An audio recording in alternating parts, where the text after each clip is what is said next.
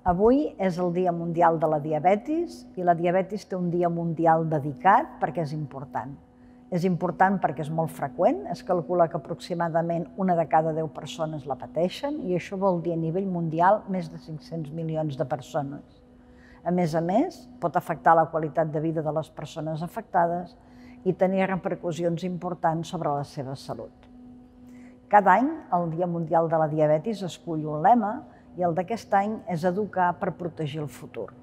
Pot semblar un lema molt gastat, però té tot el sentit del món. Un primer nivell seria educar la ciutadania per ajudar a prevenir la malaltia.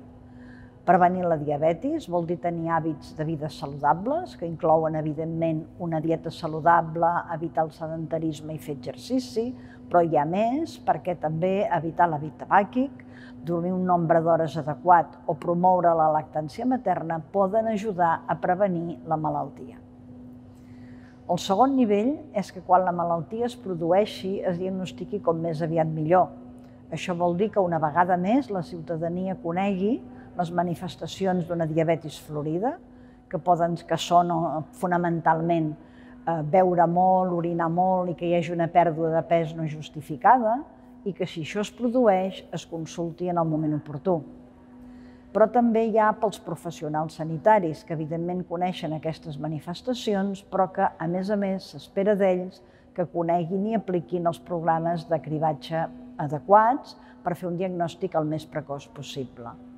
I finalment, el tercer nivell és que pels pacients ja amb diabetis coneguda hi hagi els programes d'educació terapèutica adequats per donar-los les eines que necessiten en el seu dia a dia per controlar la malaltia, que els limiti el menys possible i al mateix temps prevenir les manifestacions tardanes que pot tenir.